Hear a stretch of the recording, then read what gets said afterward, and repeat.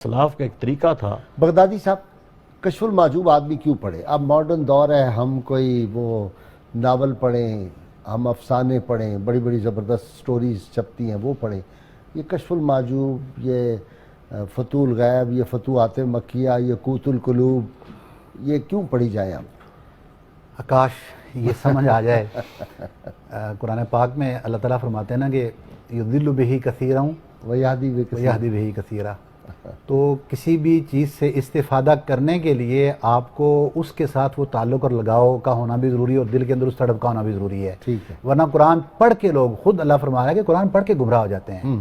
तो कुरान तो सरासर हिदायत है। वाकई कुरान आता है और इसके बावजूद बम भी चला देते हैं। उसके बारकल्लाह फीक, वाह, तो कमाल बात किया। और कुरान ही की वो अजमत की बात हो रही होती है और कुरान ही जिन लोगों की अजमत की बात करता है उन्हीं को ख़त्म किया जा रहा होता है। तो एहतराम इंसानियत है ना, एहतराम इंसानियत वहाँ ख़त्म हो जाता है। अच्छा, अब इसमें कश्फुल महजूब के बारे में आपने फरमाया। कश्फुल महजूब, कश्फ बेसिकली अरबी और महजूब भी अरबी का लफ्ज़ है। कश्फ का मतलब होता है किसी चीज़ का हटा देना।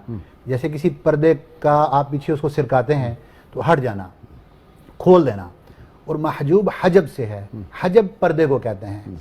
तो कश्फुल महजूब खुद दाता गंजबख्श अली हजवरी रहमतुल्लाह अलैह इसकी वजह तस्मिया बयान करते हुए फरमाते हैं कि इंसान के दिल पे जो पर्दे पड़ चुके होते हैं उन पर्दों को हटाने के लिए ये किताब मैंने लिखी है, इसलिए इसका नाम मैंने कश्फ अल महजूब रखा है।